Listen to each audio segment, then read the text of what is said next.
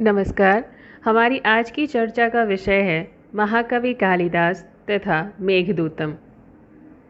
महाकवि कालिदास संस्कृत साहित्य के सर्वोच्च कवि माने जाते हैं। इनके समय को लेकर इतिहासकारों में मतभिन्नता रही है। कतिपय समालोचक तथा इतिहासकार कालिदास को प्रथम शताब्दी ईसा पूर्व में शुंग वंशीय शासक पुष्यमित्र के समकालीन मानते हैं तथा कतिपय चतुर्थ शताब्दी ईसा पूर्व में चंद्रगुप्त द्वितीय विक्रमादित्य का समकालीन।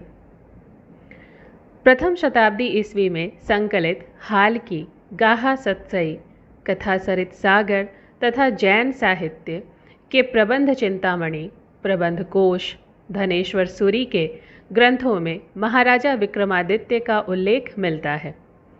जैन साहित्य के अनुसार महावीर स्वामी के परिनिर्वाण से 470 वर्ष पश्चात 75 ईस्वी पूर्व में विक्रमादित्य ने शकों को परास्त किया था। कथासरित सागर में प्रथम शताब्दी ईस्वी पूर्व में उज्जैनी में विक्रमादित्य के शासन का उल्लेख मिलता है। अभिज्ञान शाकुंतलम की प्रस्तावना तथा भारत वाक्य में विक्रमादित्य के उल्लेख से कालिदास प्रथम शताब्दी ईस्वी पूर्व में विक्रमादित्य के समकालीन सिद्ध होते हैं। कालिदास के शुंगकालीन होने में सबसे प्रबल प्रमाण है मालविकाग्निमित्र में शुंग वंश की 3 पीढ़ियों पुष्यमित्र, अग्निमित्र तथा वसुमित्र का उल्लेख कर कवि द्वारा इस नाटक में अग्निमित्र को नायक बनाना। पुष्यमित्र का शासनकाल 185 ईस्वी पूर्व तथा अग्निमित्र का 150 ईस्वी पूर्व माना जाता है। महाकवि कालिदास पिता पुष्यमित्र तथा पुत्र अग्निमित्र के अंतरंग विवाद से परिचित हैं, जिसके कारण अग्निमित्र को विदिशा का गवर्नर बनाकर वहां भेज दिया जाता है। इन प्रमाणों से कालिदास की स्थिति प्रथम शताब्दी ईस्वी पूर्व में मानना उचित है। रघुवंश के इंदुमती स्वयंवर वृतांत में प्रथम शताब्दी ईस्वी पूर्व में समृद्धि को प्राप्त पांडु नरेश का उल्लेख है, जिनका प्रभुत्व गुप्त काल तक समाप्त हो चुका था। इससे सिद्ध होता है कि कालिदास प्रथम शताब्दी ईसा पूर्व में हुए। प्रथम शताब्दी ईस्वी पूर्व का समय बौद्धों के प्रभाव के निराकरण की प्रतिक्रिया का समय था, जिसकी ओर कालिदास ने अपने साहित्य में संकेत किया है। कालिदास को 400 ईस्वी चंद्रगुप्त द्वितीय विक्रमादित्य का समकालीन मानने वाले आलोचकों का मानना है कि कालिदास साहित्य में चित्रित युग गुप्तकालीन वैभवशाली समाज का प्रतिबिंब है। कालिदास के आश्रयदाता शकाराती थे। चंद्रगुप्त द्वितीय विक्रमादित्य ने 395 ईस्वी में काठियावाड़ के समीप शकों को परास्त किया था। समुद्रगुप्त ने हुणों को परास्त किया था, जिसका संकेत रघुवंश महाकाव्य की महाराजा रघु की दिग्विजय में हुणों की पराजय से मिलता है। 473 ईस्वी की वत्स भट्टिट की प्रशस्ति में कालिदास का उल्लेख है। इसके अतिरिक्त कालिदास साहित्य में ग्रीक भाषा के जन्मित्र, उंच आदि पदों का प्रयोग मिलता है, जिनका प्रचलन जैकोबी आदि पाश्चात्य विद्वानों के मत में गुप्तकाल के प्रभाव से हुआ। कालिदास को गुप्तकालीन स्वीकार करने वाले तर्क शिथिल हैं। परंपरा के अनुसार कालिदास संवत प्रवर्तक विक्रमादित्य के नवरत्नों में से एक थे। किसी भी गुप्त सम्राट का नाम विक्रमादित्य नहीं था और न ही उन्होंने संवत का प्रवर्तन किया था। संवत के प्रवर्तन करने में उनका नाम नहीं है। गुप्त राजाओं की राजधानी उज्जैनी कभी नहीं थी, जबकि कालिदास उज्जैनी नरेश विक्रमादित्य के नवरत्न थे। मेघदूतम में नीचगिरी का वर्णन करते समय वहां निर्मित गुप्तकालीन वराह मंदिर तथा सुंदर मूर्तियों का उल्लेख नहीं मिलता। भारत का ग्रीस से संबंध गुप्तकाल के पूर्व सिकंदर के समय भी था। इसके प्रभाव से यवन शब्दों का प्रयोग कालिदास साहित्य में मिल जाता है। महाकवि कालिदास ने 2 महाकाव्य रचे, रघुवंशम जिसमें 19 सर्ग हैं, कुमार संभवम जिसमें 8 सर्ग हैं, 2 खंड काव्य रचे, ऋतु संहार जिसमें 6 ऋतुओं का वर्णन है, मेघदूतम तथा 3 नाटकों, मालविकाग्निमित्र जिसमें 5 अंक हैं, विक्रमोर्वशीय जिसमें 5 अंक हैं, अभिज्ञान शाकुंतलम जिसमें 7 अंक हैं की रचना उन्होंने की है। मेघदूत उनकी एक सुप्रसिद्ध रचना है। मेघदूतम को संस्कृत साहित्य का प्रथम खंड काव्य, दूत काव्य या गीति काव्य माना जाता है। यह एक खंड काव्य इसलिए है कि जीवन के किसी एक खंड को, भाव विशेष को आधार बनाकर इसकी रचना की गई है। इसमें जीवन की संपूर्णता का चित्रण नहीं है।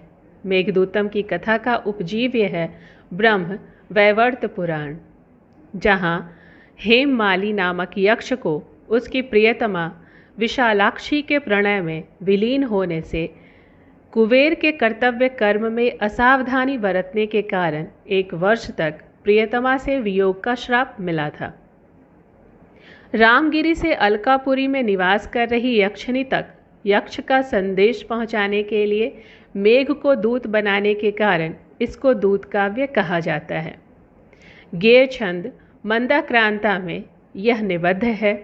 इसको गीति काव्य भी कहा जाता है। महाकवि कालिदास को मेघ को यक्ष का दूत बनाने की प्रेरणा महर्षि वाल्मीकि विरचित आदिकवि रामायण से प्राप्त हुई, जहाँ भगवान राम के दूत के रूप में हनुमान लंका पहुँचते हैं सीता जी के पास।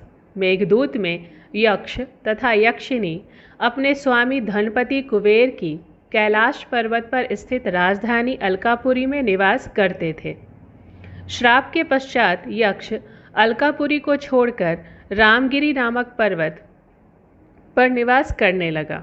वियोगी यक्ष को अपनी प्रियतमा से वियुक्त होने का श्राप कार्तिक शुक्ल एकादशी के दिन मिला था।